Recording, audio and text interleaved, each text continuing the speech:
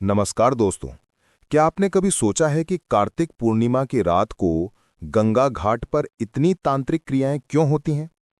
लोग बताते हैं कि इस रात भूत प्रेत उतारे जाते हैं, झाड़ फूंक होती है और तंत्र मंत्र की साधना होती है।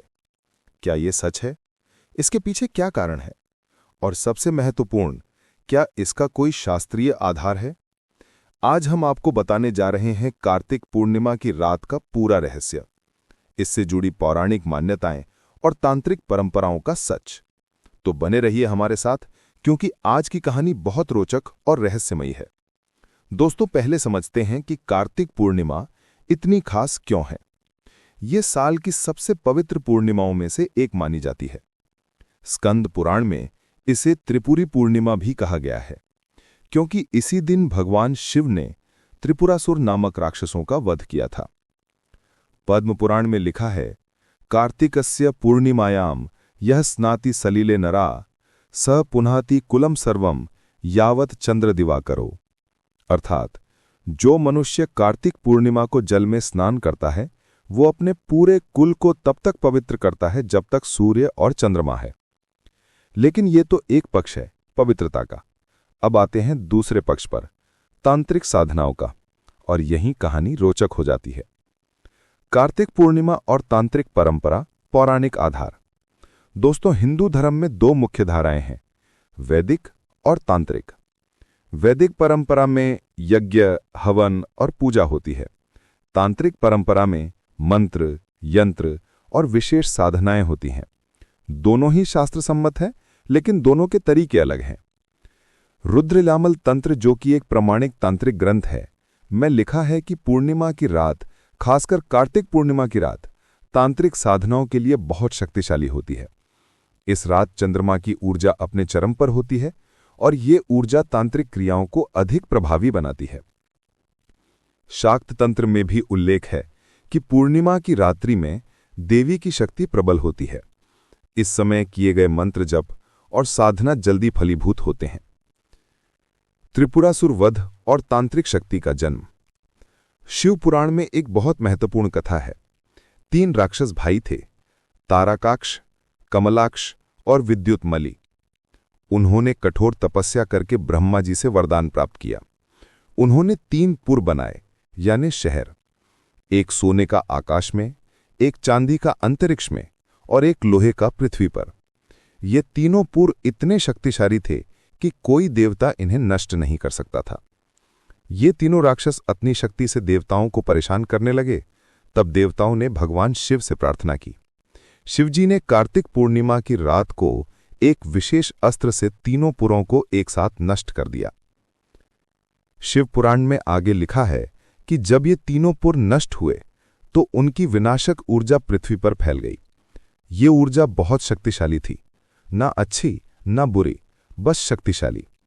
तांत्रिक परंपरा में माना जाता है कि इसी ऊर्जा का उपयोग विभिन्न साधनाओं में किया जाता है।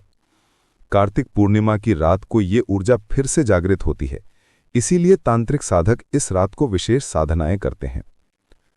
भूत प्रेत और नकारात्मक ऊर्जा, शास्त्रीय दृष्टिकोण।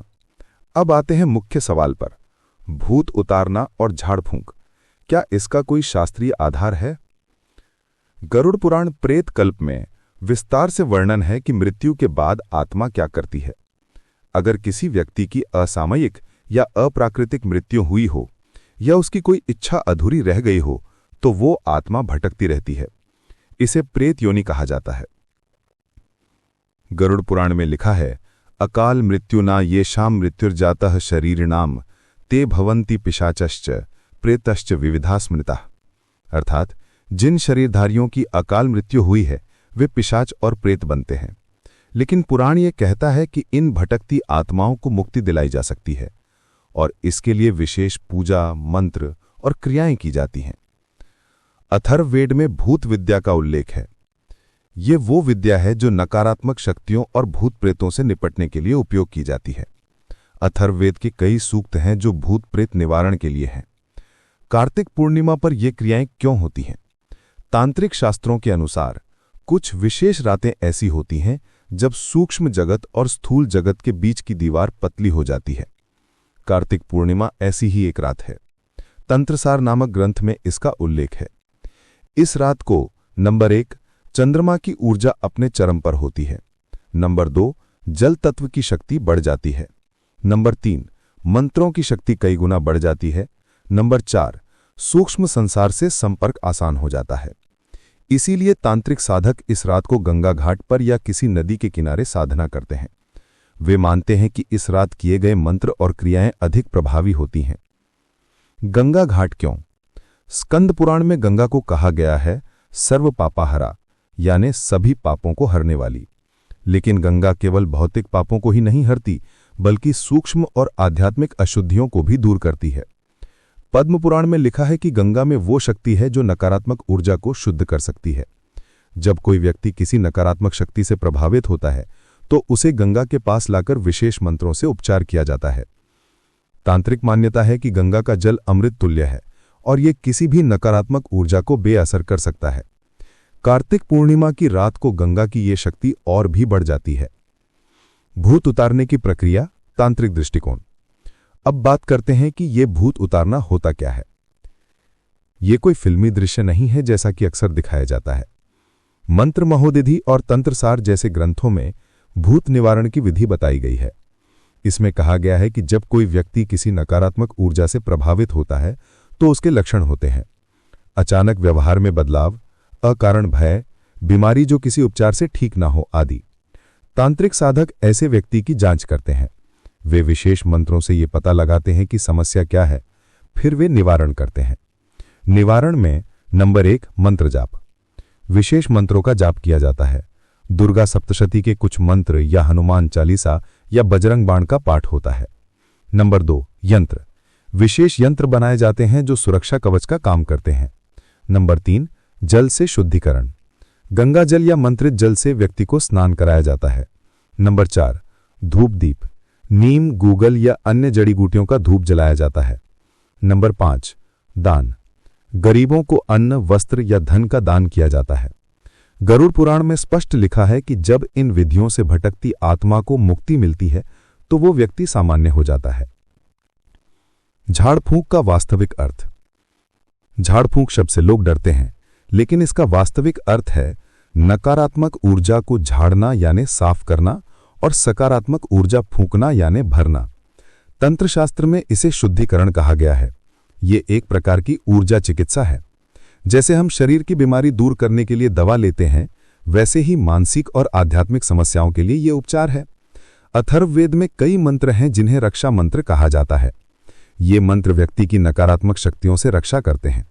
जब कोई तांत्रिक या ओझा इन मंत्रों का जाप करता है तो वो व्यक्ति के आसपास एक सुरक्षा कवच बनाता है। कार्तिक पूर्णिमा की रात की विशेष साधनाएं। अब बात करते हैं कि इस रात और क्या क्या होता है। नंबर 1 पितृतर्पण। गरुड़ पुराण में लिखा है कि कार्तिक पूर्णिमा को पितरों यानी पूर्वजों का तर्पण करना चाहिए। इस दिन जल, तिल और जौ से पितरों को तृप्त किया जाता है। माना जाता है कि इस रात पितर पृथ्वी पर आते हैं और उनका आशीर्वाद लेना आसान होता है। नंबर 2 दीपदान। स्कंद पुराण में कहा गया है कि कार्तिक पूर्णिमा की रात को गंगा में दीपदान करना बहुत शुभ है। हजारों लोग मिट्टी के दिए गंगा में प्रवाहित करते हैं। ये दृश्य अद्भुत होता है। ये दीपदान केवल सुंदर दृश्य के लिए नहीं है।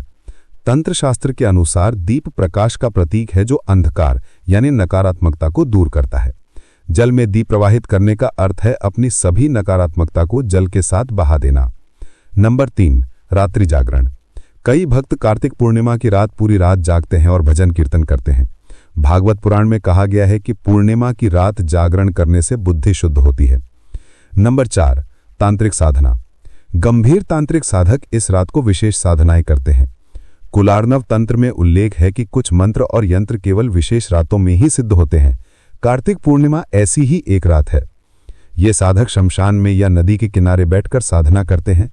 वे देवी देवताओं का आवाहन करते हैं, मंत्र जाप करते हैं, लेकिन ये सब विधि विधान से और गुरु के मार्गदर्शन में होता है। भ्रांतियां और सच्चाई। दोस्तों, यहां एक महत्वपूर्ण बात समझनी जरूरी है।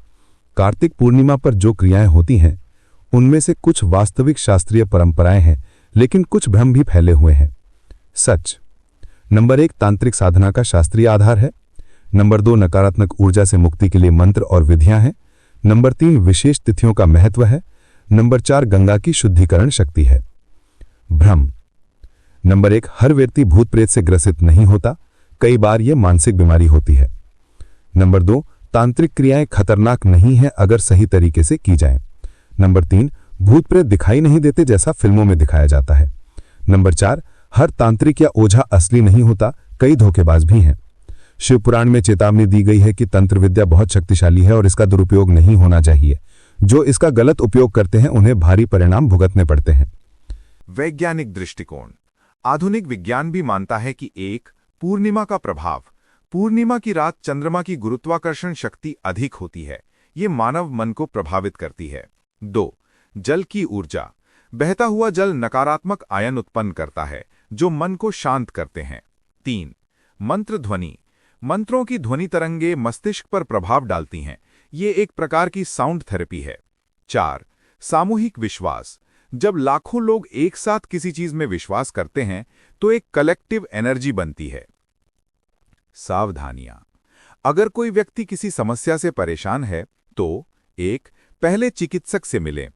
कई बार जिसे हम भूत प्रेत समझते हैं वो मानसिक बीमारी होती है, पहले प्रॉपर मेडिकल चेकअप करवाएं। 2 प्रमाणित तांत्रिक से मिलें। अगर तांत्रिक उपचार लेना है तो किसी अनुभवी और प्रमाणित व्यक्ति से ही मिलें, धोखेबाजों से बचें। 3 अंधविश्वास से बचें। हर छोटी मोटी समस्या के लिए तंत्र मंत्र की जरूरत नहीं है। 4 डर नहीं, विश्वास। भगवान में विश्वास रखें, डर नकारात्मक ऊर्जा को आकर्षित करता है। सकारात्मक पक्ष। कार्तिक पूर्णिमा की रात गंगा घाट पर जो कुछ होता है उसके पीछे गहरी पौराणिक और तांत्रिक परंपराएं हैं, लेकिन हमें समझदारी से काम लेना चाहिए, न तो पूरी तरह नकारना चाहिए, न ही अंधविश्वास में फंसना चाहिए। भगवद गीता में कहा गया है, योगः कर्मसु कौशलम। योग कर्मों में कुशलता है। हमें संतुलित दृष्टिकोण रखना चाहिए। शास्त्रीय परंपराओं का सम्मान करें, लेकिन अंधविश्वास से बचें। अगर आपको ये जानकारी अच्छी लगी हो तो लाइक करें, शेयर करें और कमेंट में बताएं, क्या आपने कभी कार्तिक पूर्णिमा को गंगा घाट देखा है? आपका अनुभव कैसा रहा? और हाँ, चैनल को सब्सक्राइब करना मत भूलिए। हर हर गंगे, जय भोलेनाथ। धन्यवाद। मुख्य संदर्भ ग्रंथ। शिव पुराण, त्रिपुरासुर वध, कार्तिक पूर्णिमा का महत्व। गरुड़ पुराण, प्रेत कल्प, प्रेत योनि, भूत प्रेत निवारण विधि। स्कंद पुराण, कार्तिक महात्म्य, गंगा की शक्ति। पद्म पुराण, कार्तिक पूर्णिमा स्नान का महत्व, गंगा महात्म्य। अथर्ववेद, भूत विद्या, रक्षा मंत्र। रुद्रयामल तंत्र, पूर्णिमा की तांत्रिक साधनाएं, शाक्त तंत्र, देवी शक्ति और पूर्णिमा। तंत्रसार, सूक्ष्म जगत से संपर्क। मंत्र महोदधि, भूत निवारण विधि। कुलार्णव तंत्र, विशेष साधनाएं। भागवत पुराण, रात्रि जागरण का महत्व। भगवद गीता, संतुलित दृष्टिकोण।